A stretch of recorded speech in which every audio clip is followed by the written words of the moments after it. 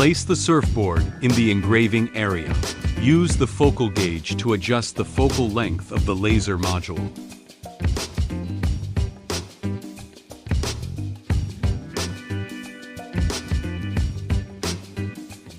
Click on Projects, then SD card. Select the prepared G-code file. Click the Frame button to view the engraving area. Start engraving.